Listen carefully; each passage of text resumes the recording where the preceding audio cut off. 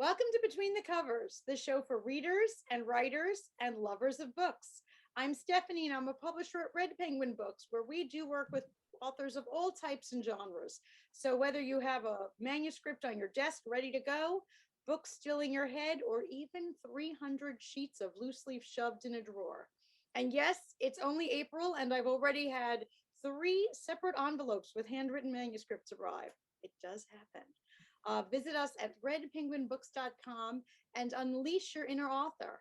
I am so thrilled to be joined clear across the country here today with authors who have absolutely unleashed themselves. Sarahlyn Bruck wrote daytime drama and is joining us today from down in Philadelphia. I was a huge soap opera fan when I was younger, so I am dying to hear all about the drama that goes on the set. R.K. Mullins is the author of Confession Before Death, Satan's Revenge, a book that comes with a disclaimer that the author takes no responsibility for what may happen to your heart palpitations when reading this book. I agree, I've had a glance, and whoa, be warned. And Brandy Lane is the poet behind Where Beautiful Loves, Poetry and Prose. And we want to meet Brandy and learn all about that. But first, please welcome Sarahlyn Bruck. Sarah, thanks for joining me. Hi, thanks for having me, Stephanie. Oh, so thrilled to have you. And you're down in Philadelphia, making me want a cheesesteak right now. Oh, they're delicious, but it's a sometimes food. Yeah, well, that's true. It can't be an everyday food. No. Definitely not an everyday food. No, but they're really good. They really are good, but not every day. So tell us how you got your start in writing, and then tell us a little bit about daytime drama. Sure. I've been writing, like a lot of writers, pretty much my whole life. I started when I was really young, and I wrote a lot of short stories. I wrote in my journal. I wrote a bit for my junior high paper.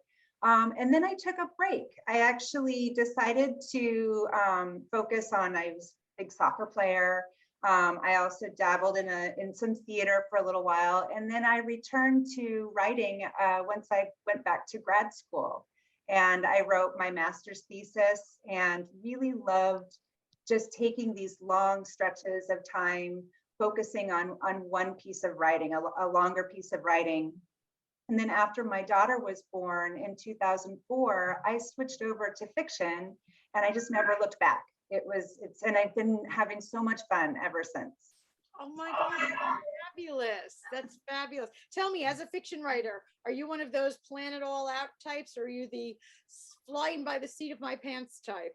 Right. Yeah. Am I a pantser or a plotter? I am definitely a plotter. I really love a plan. I never met an outline I didn't like. I really, really like doing that because it's, I think that John Irving said that he doesn't write the first line until he knows what the ending is.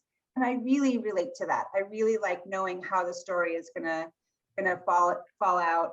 But also, I don't necessarily follow that map to the letter either. So I do allow for a little bit of flexibility, but I really like an outline though before I get started. I'm with you. I am totally about the outline, the Post-its, the whiteboard. Oh my gosh, if you could see, I have this big cork board right next to me that's just full of all of these crazy notes. Yep, that's me entirely. But tell me a little bit about daytime drama. Maybe give us the little Reader's Digest version, and then how it got started. Yeah, a little teaser. Daytime drama follows Calliope Hart. She's called Callie for short, and she is a longtime soap opera starlet. So she's been on the same soap. She's had the same job since she was a teenager. And she finds out that her soap is about to be canceled. She's 41 years old. She's a single mom. She's been doing the same job, and she's had a pretty steady paycheck. So this is really kind of a big change for her.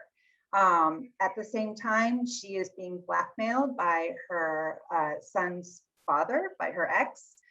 She's got kind of a needy boyfriend who really would like to be more involved in her life. She is supporting her young son as well as her mother who lives with her. And so you can imagine those family dynamics get a little bit, they get a little bit dramatic. And then her son also wants to kind of follow in her footsteps, and she's very resistant to having her 12-year-old try and be a part of the entertainment industry. So her life becomes a soap opera, in other words. You know, they say that we should write what we know, even in fiction. And even your little bio, I hear that there's some of you in here.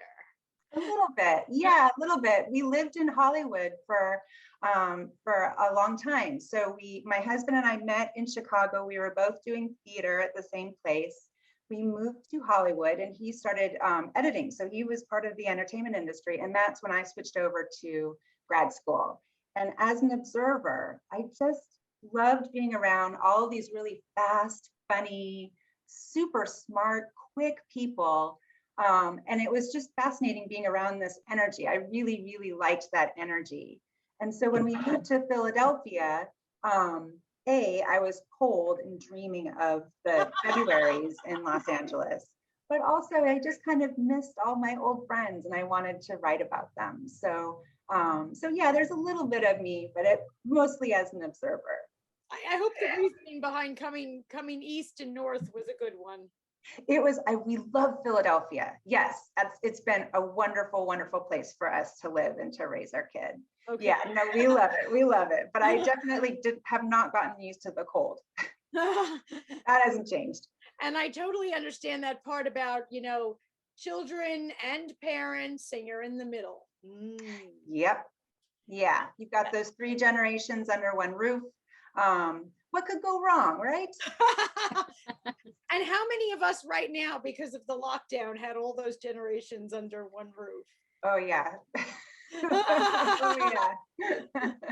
Way too many people under one roof. So what's your next writing project going to be? So I just finished up edits on a book that's set in the soccer world. Oh, okay. Again, I know you like soccer. I do. And my daughter plays as well. And so it centers around 2 very best friends who played soccer in a rural town in New Jersey. They were the only 2 girls in their high school team who played. They had to play on the boys' team. So it was that small. And they got into some trouble in high school. They share a very terrible secret. And so now 20 years later, we have one has become a professional soccer goalie, and the other one has started a travel league team for the girls in their old small town. And they reconnect, and it all goes perfectly well once again. It all goes downhill from there. Absolutely. Well, I'm going to have to grab me one of those also. I never played soccer myself, but enough kids playing soccer that I feel like I'm immersed in the world. Yeah, and it's like kind of like daytime drama. It's set in the entertainment industry. It's not about that. It's about a family, and it's about love and reinvention. And this is also set in the soccer world, but it's about friendship in the end. Right. And it's about those characters. And it sounds like you like just to focus on female characters in your books. I do. Yes, I write women's fiction, and so it's about usually 1 or 2 women's their journey. Yeah, I like that, their journey. And you've had quite the journey in your life, so you have a lot to draw on. Yes, I feel like not unlike Brandy, I've lived a lot of places. All over the place. Yeah, I know. When we hear Brandy's been all over, you've been all over, Keith's been all over. I'm feeling kind of bad for myself at the moment, folks, because I literally live 5 miles from the hospital I was born in. Oh, wow. Wow, that's pretty amazing. Literally. So I hear, I was born here, and I moved to Idaho, and I moved to Colorado, and I love traveling, and I love road tripping around the country. But yeah, I could walk to the hospital where I was born. So it's not quite the same. That's not quite the same. Sarahlyn, when you were getting your master's, what was it in? It was in English. So yeah, not too far. And I actually teach English at a community college. So so my whole career has been revolving around writing of some sort, whether I'm helping my students write or I'm doing my own writing. So that's been, I feel really, really lucky. Oh, well, then I have to ask you the ultimate English teacher question. So how do you feel about the Oxford comma? Oh, I love the Oxford comma. Yes. I could talk way too much and I don't want to bore the listeners with why, but I am very passionate about the Oxford comma. It's very, very funny that the Oxford comma elicits such passion in people, either pro or against. I teach also, and I'll bring it up, and people are, first they say, "What is that?" But when they hear what it is, and for those who don't know, it's also called the cereal comma.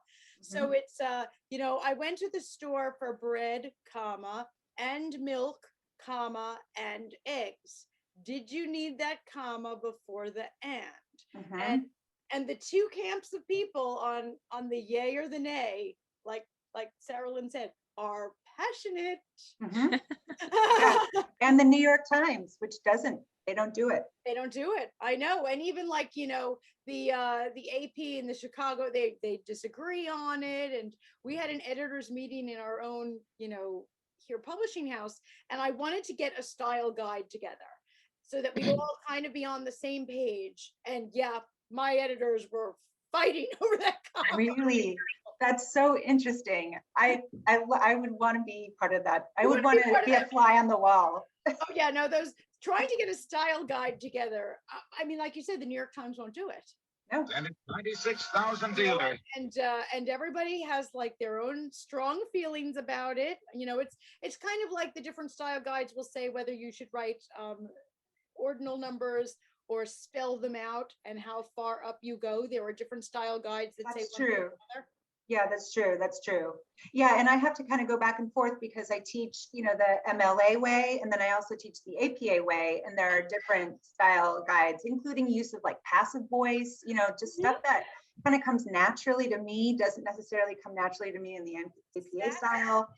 Yeah, I know. We could go so in the weeds with this. If you don't agree, and then we also have, because we're fortunate enough to have a number of British and Indian authors. And British grammar is different than American grammar. In fact, they only use single quotation marks instead of double, and they put the terminal punctuation outside of the quotation marks. Yes, that actually, my first book, Designer You, this was published through a British publisher. Okay. So when they edited my book, they were doing the same thing with my quotes.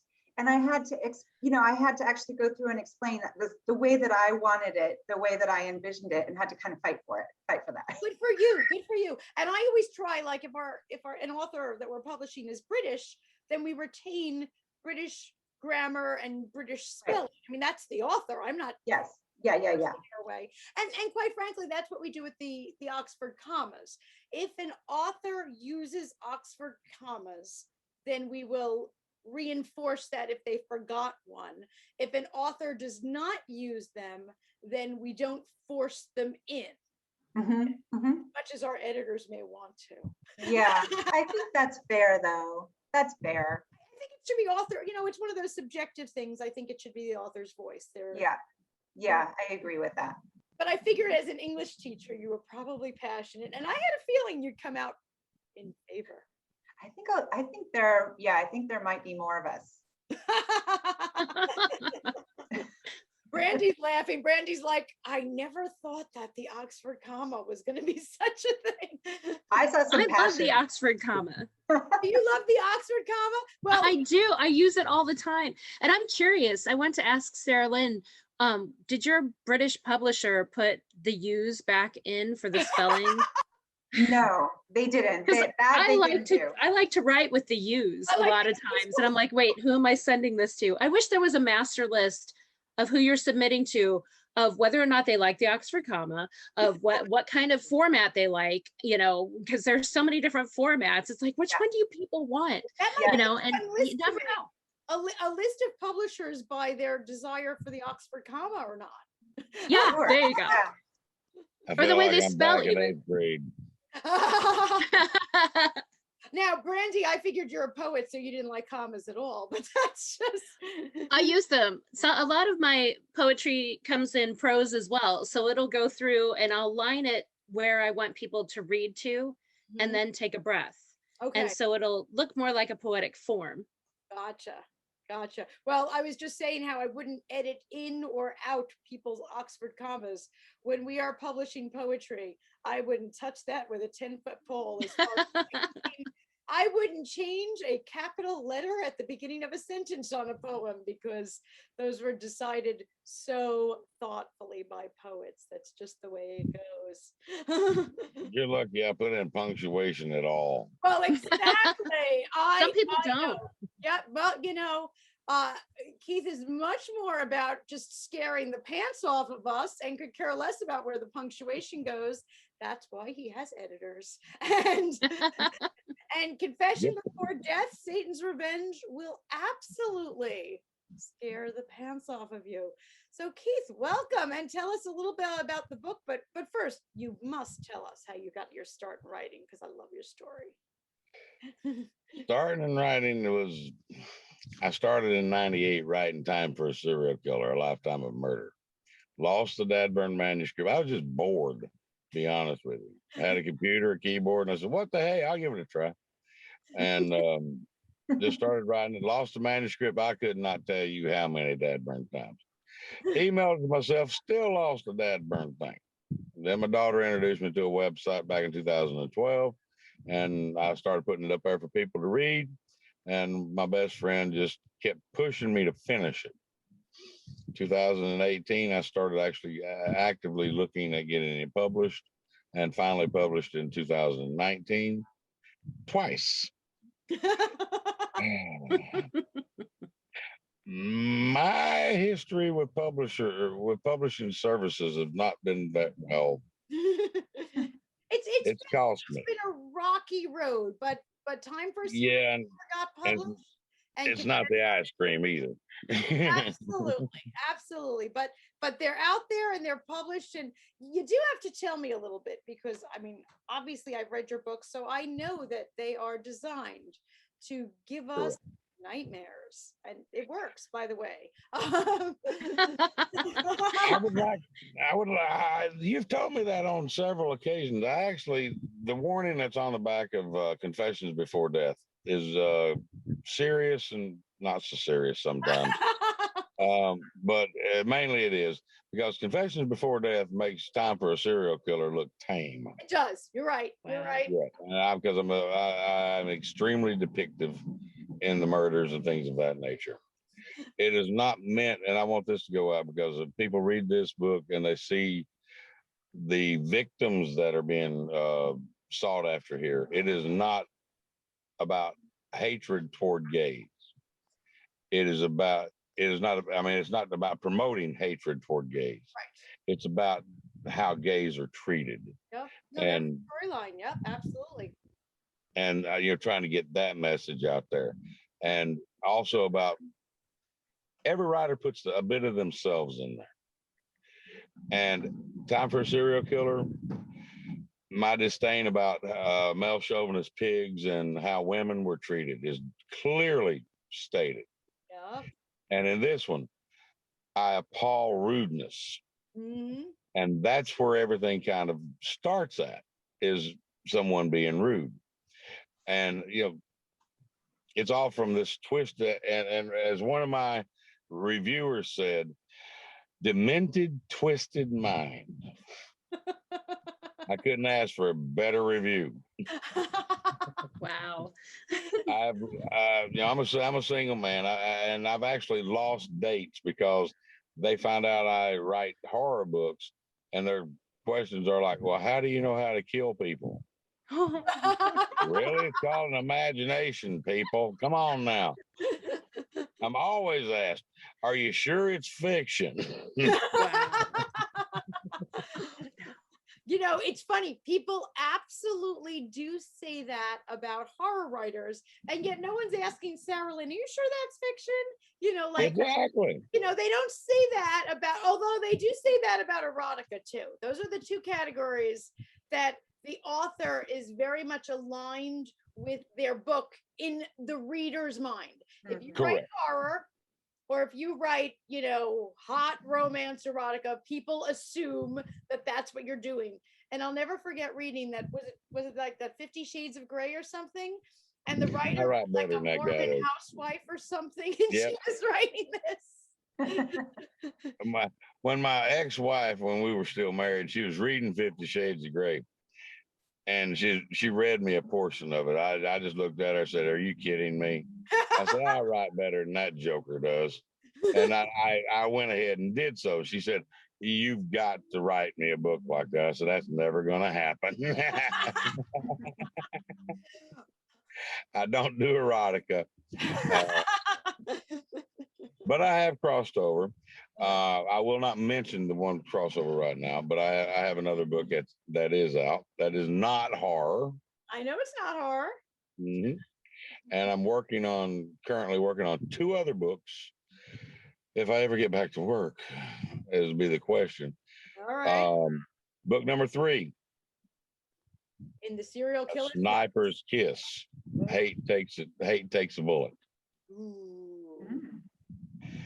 And the 4th book that I'm working on is a fact-based fictional. And it's called fact-based fictional. Okay. And it is called Lies: The Truth Behind These Eyes. And the reason I mentioned those 2 is because they will be coming through you. Okay. Well, as long as that fact-based fictional is not nearly as gory and frightening as Confessions Before Death. I don't want fact to be that. That's the one. Not even be reading. Okay. No, I mean there's probably some sad parts in there. There's a lot of humor in that one. That one right there, I try to exercise my humorous side, as it were, and I put a lot of stuff in there to purposely mislead the readers and make them decide whether or not these are lies that I'm stretching, or it's the truth behind these eyes. Absolutely. And hopefully I'll get it finished. I'm wanting to finish both of those by the end of summer. Fantastic. As well, I promised that I was going to do my podcast this weekend. I did not get time to do so. I've been super busy, unfortunately, and I've sorely missed doing it. And having the opportunity to get some authors out there and get them on my podcast and give them the ability, the opportunity to get their books out there like you do. Yeah, well, I see waiting lists for yours, so you better get back to it, because I see a whole lot of authors who are waiting to get on yours.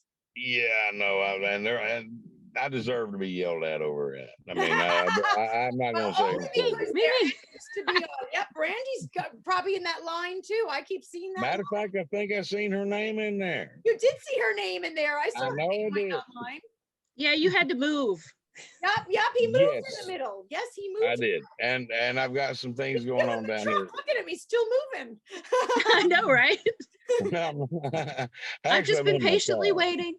But I've got a couple of things going, irons in the fire, as it were, down here that are another book I did at some time I want to talk to you about. It's about my time on the streets, but it's going to be about other people instead of just me.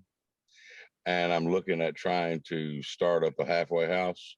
Okay. To help give some opportunities to homeless people to help them help themselves is what I'm trying to do. Nice. Very so nice.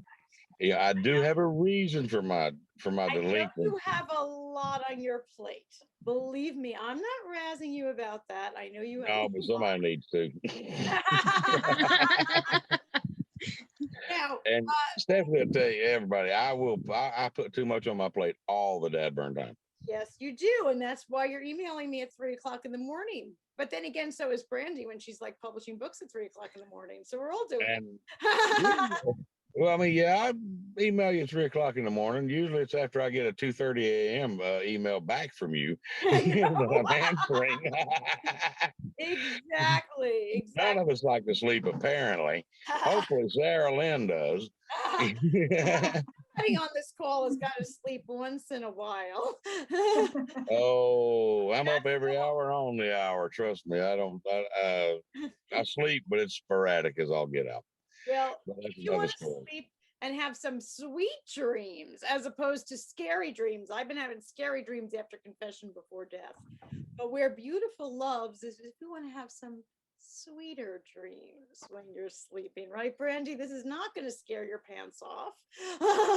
Not unless you're afraid of love. and there I've are been plenty married. of people who are afraid of I've been love. married 3 times, so go figure, right? Yeah, I there are will some run people. the next time. There are some people that like to run the other direction. They're like, oh, it's too gooey. Oh, it's too sweet. And I'm like, no, it's just the perfect right amount. That's true. I mean, originally my podcast was going to be all about horror and thriller and scare the pants off of you kind of books. And I decided to change that. And I was like, that just isn't fair to single out these people and give them opportunity when there's so many other beautiful books out there, so many other great authors out there, and give them the opportunity to get their book out there. Just like my mentor, Miss Stephanie Larkin, does. Well, and especially because even just like you, so many authors are crossing over too. You know, they're writing one genre, then they're writing another genre, and you yourself are and you got feet in 2 different camps at this point.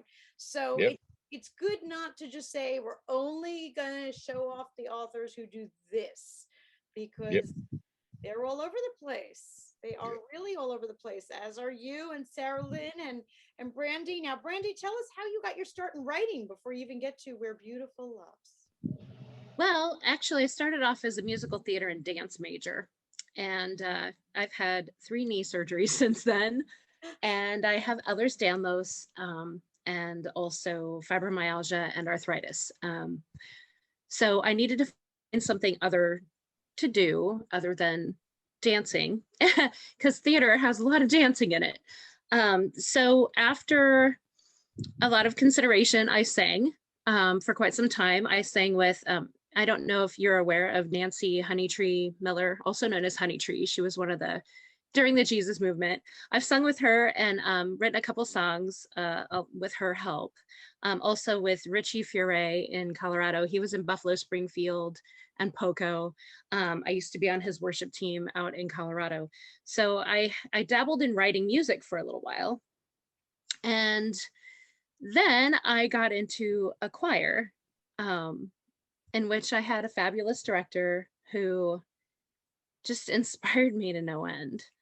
And he became a very, very, very good friend of mine. And it was funny because I was writing him a congratulatory letter for his concert that we had done. And it just came out very poetically. And all of a sudden I realized when I write him, it's really poetic and I don't know why. So I asked him, I said, I don't know what it is about you, but I really admire you. And I was wondering if you would be my muse. So I made him my muse and he's like, oh yeah, sure. That's great. I love that. And I'm like, no, I'm not looking for anything else because I'm married. I just want to write you love poetry. And so, yeah, so that's how it happened and how it became a book. Because during the course of that, he kept saying, you know, you should write for a living. And I had never really written before.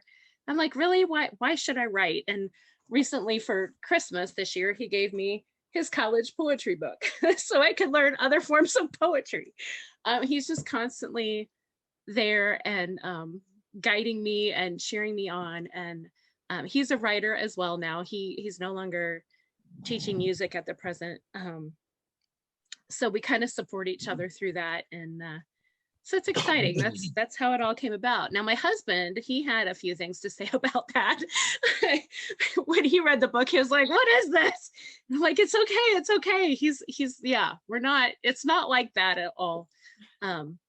So yeah. I'm blushing, I think. A problem.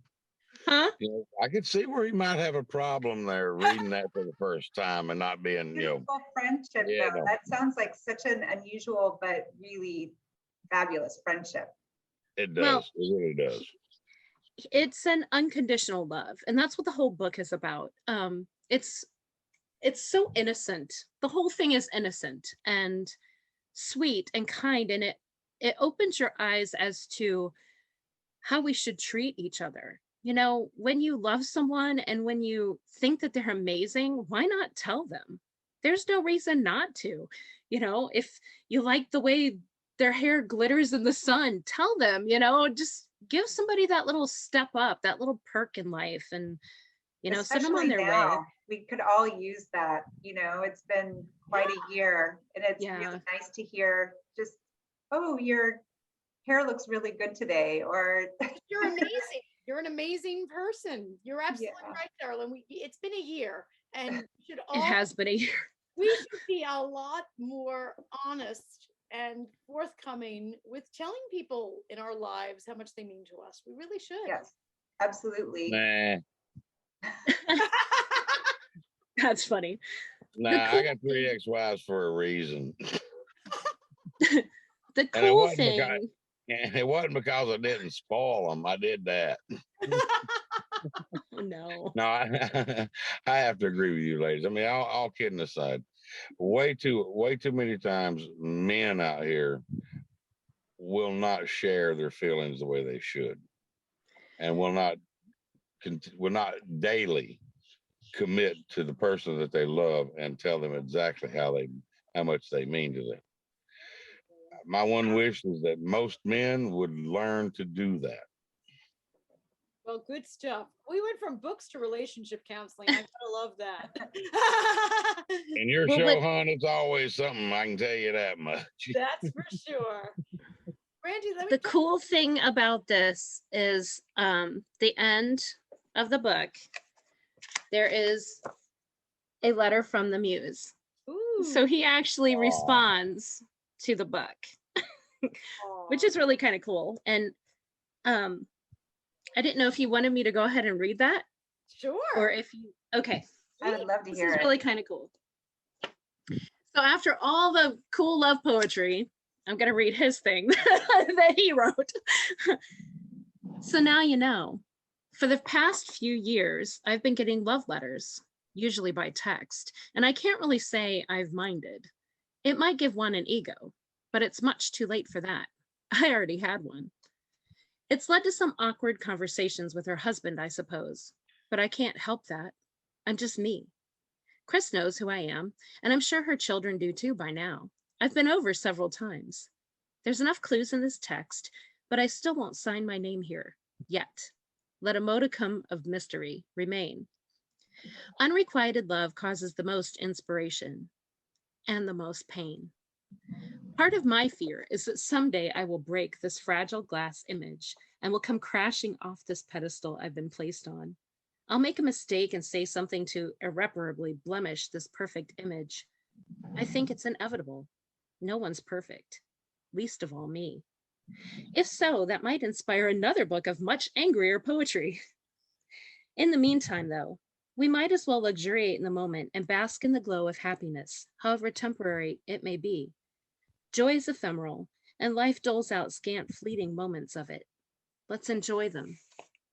This is where beauty lives. You never know who you are inspiring. I like to think that everyone has a perfect match out there somewhere. Would you act differently tomorrow if you knew someone was watching your every move and secretly in love with you? You'd be more confident, perhaps more generous, or more loving, perhaps more careful with your words. You'd probably be happier and laugh more, enjoy life more, for that is what love does. It is within you, dear reader, to be the person for someone else you might already be and not know it. Look around. The greatest gifts, friendships, are often right next to us or within us. There is beauty within you. Believe it. You are where beautiful lives. You are beautiful. You are. Now live it. Brandy's muse, and apparently a dragon. So yeah, that's what the whole book is about. And yeah, just that love, that friendship. And actually all three of us get together, my husband and him, and me, and one other friend, and we play games like twice a month. So we're all good. My husband's good with him. We're all good friends. So it worked out. It was scary at first, but it's good. I'm sure, but it's all good, and it inspired a book. Yeah. Actually, there's another book coming. I have a whole second one full of the same kind of stuff, except with a couple different themes here and there. I touch on some music and things like that within the next book. So and that's about 60% done. All right. Wow. 60. All of us authors all know we live and die by our reviews from time to time. Not always, but for the most part we do. Brandy, you could not have gotten a better review if you had written it yourself, ma'am. Aw, thank you. Fantastic. So the next book is coming, but so he hasn't blemished the view yet. It's not the angry book quite yet. No, he's had his moments. So there's a book that's later on going to come. It's called Unrequited. Yeah, I've been saving those along the way. You know, it's like every time he makes me mad, I'll write an angry poem and then put it back in my folder. You know? He like shit Scrabble or something, did he? The game night, I was like, We get into strategy games. They're fun. Things that we can, you know, make fun of each other and now, Brandy, take over realms. If you were not writing poetry, what would you be writing?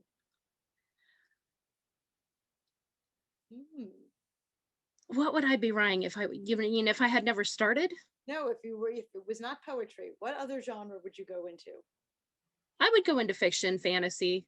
Yeah. I would write a series, kind of like the C.S. Lewis or Narnia series, things like that. I figured you'd say that when you said you were playing strategy games and worlds. Yeah. Yeah, we do that a lot. You know, that's a thought. You know, Brandy strikes me as a old-fashioned Dungeons and Dragons player. I mean, she just gives me the heart that she's got toward her poetry, and right. all of that. Well, okay. It's got that kind of leaning to it. A lot of people haven't heard of the games I like to play. One of them's Carcassonne. The other one is Innis, where you have all these different lands that you have to conquer. So yeah, you know, I like the artwork in them. Okay. I just think they're really cool. I've learned a lot. And you said when you were reading from your muse that he is evidently a dragon. So I figured there was definitely a fantasy book on the way. And that's where I also picked up on the Dungeons and Dragons bit. Exactly. I heard that. Well, it's sorry. Funny. I call him my dragon. There's dragon on the back of the book as well. Mm-hmm. Oh, wow.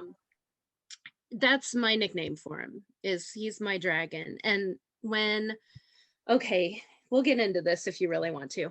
The reason I started writing him was because my marriage was in a really bad place and I had nowhere to go. I'm full of love and emotion, and my husband and I had been in a verbally abusive marriage for 12 years. It was to a point where I no longer loved myself or anything that I did. 2 years prior to starting the choir, I had friends tell me, we can't watch you, we can't be your friend anymore because you're like watching the Titanic sink. And that was a wake-up call. So I started doing some, self-love things, taking care of myself, doing things just for me, I finally fought him enough to get a job because I had no source of income for myself. I couldn't get out to work. He wouldn't allow me to. I had all the kids at home. He wanted me to homeschool. I was pretty much like a caged bird. So there are a lot of poems that are coming later that are about a caged bird as well. So this place I could go after meeting my friend, in my mind, I would go to a cave at the top of a mountain and visit my pet dragon. And I would lean against his shoulder and write him poetry. And that's where there are a couple dragon poems in the center of the book as well. That's where all of that comes from. So I just, instead of me envisioning him as a man, I made him into a character. in which I could just tell him everything. And, it was less invasive that way. It was just this magical, wonderful entity that I could tell anything to. And that's how I got through it. And after that first year of writing, I told my husband that I was going to leave him. I finally got up the courage to do so. I said, I'm done. I don't want you treating me that way anymore. I don't like feeling less than. I don't like any of it. And he said, okay, fine. I'll be the one to leave. I'll leave tomorrow. And I said, so you'd rather not get counseling? He said, no, I'm fine. I'll deal with what I have. And so overnight, he thought about it. The next morning I got up and I said, well, today's the day I'm leaving. And I ended up going to church. And he said he'd be gone when I get back. And he wasn't gone. So I did what the pastor had told me at church to do. I made him lunch and just acted like nothing had happened. And all day long, he kept trying to get me to give him my my passwords to my bank, all this other stuff. And I'm just like, nope, you're not doing it. Because I put away a little bit of money from the year that I had been working. And I'm like, nope, that's not going to happen. And finally, by the end of the day, we had gone to the store with the kids and he bought some daffodils. And I'm like, well, what's that going to do? And he goes, I've decided I want to try it. I want to go to counseling. And I said, well, you're going to have to do a heck of a lot better than a bunch of daffodils. And from that day on, he changed. He quit calling me names. He quit yelling at me. He quit demeaning me. We went to counseling.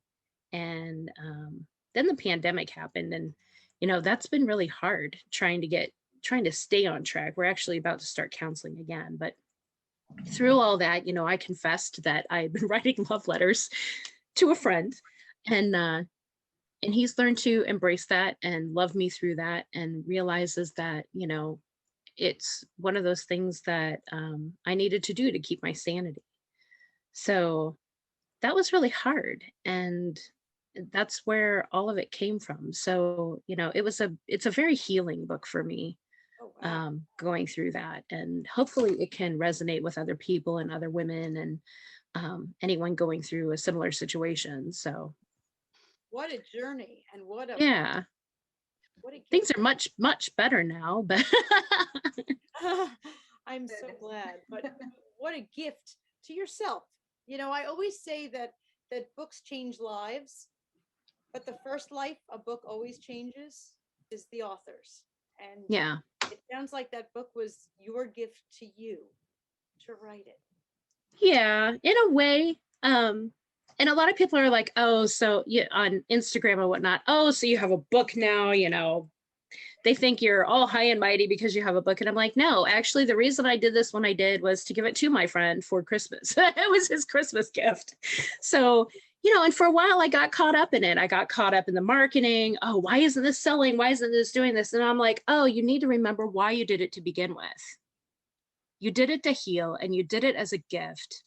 And all the other stuff, if it happens, it happens, and just keep writing, because that's what I enjoy doing. That's what I want to do. So I'm going to keep going. Well, young lady, my hat goes off to you.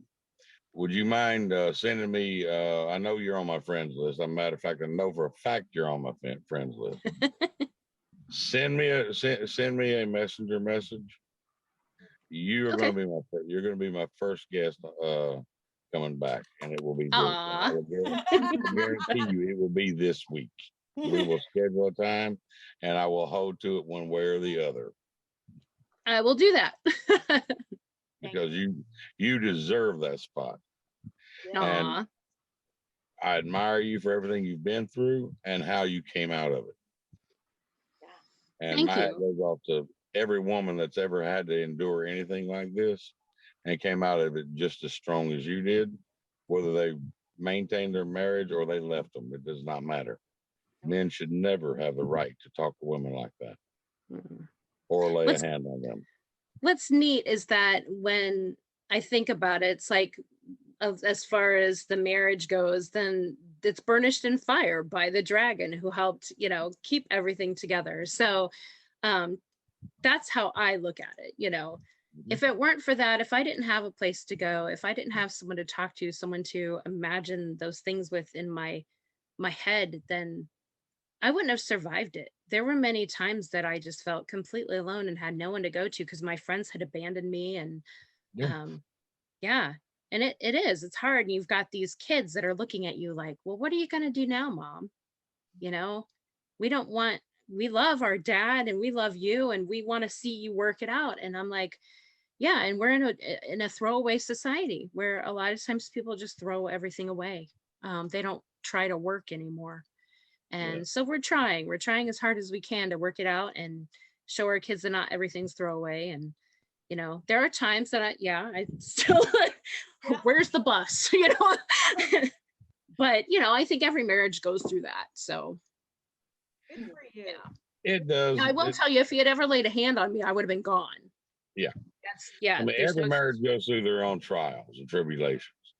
But no man ever has the right to belittle and brutally, mentally hurt women or physically hurt women in any form or fashion. Men Right. need to learn that women are not our play toys. They are our equals. Get over it, guys. Your egos need to go to the garbage. Sorry. Keith, thank you so much for being I just thought you were our token male on the show today, and you are embracing your role. It's battered women is one of my things that I'm very passionate about, and ever have. I mean, whether being actually battered or the mental abuse, it's the same no matter what. And I watched my mother had to go through that, and I've never laid a hand on a woman. I will never, and I won't start today. And no man ever has the right to lay an angry hand on anyone. If he can't lay a loving hand on a woman, he don't need to be near her. Well, we certainly are authors on a journey today. We started, Sarahlyn, you mentioned the word journey, and I just didn't even know how much of know what we were getting ourselves into, did we? And I think Keith is in a car, so I think Keith is actually like driving during this show on a journey. No, I'm actually sitting. Actually. Oh, okay. I wasn't sure if you were driving. I see fishing rods and everything. I was like, I'm out here at the marina, and me and a buddy of mine was going to go fishing, and you sent me the email right at that time, and I'm like, oh my Lord, how in the devil could I forget this? Oh, good Lord.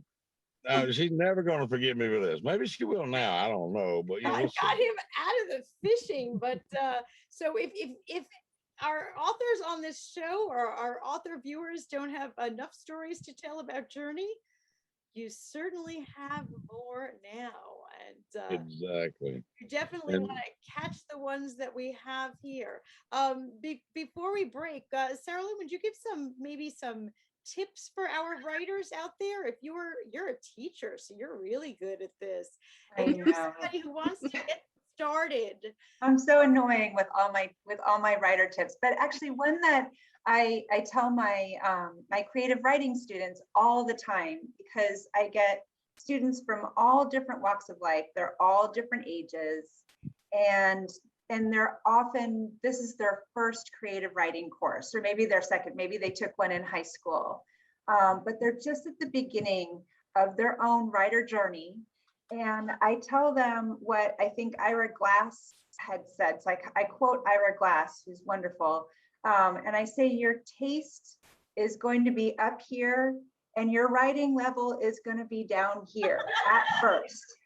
Don't be discouraged by that. It takes a long time for your skill to reach your taste. Oh, that's fabulous. Because I know it certainly did for me. Oh, mine ain't there. Mine is nowhere near there yet. I can guarantee you that. I mean, Stephanie will testify to this. My grammar and spelling and punctuation, if it's in there, she's lucky.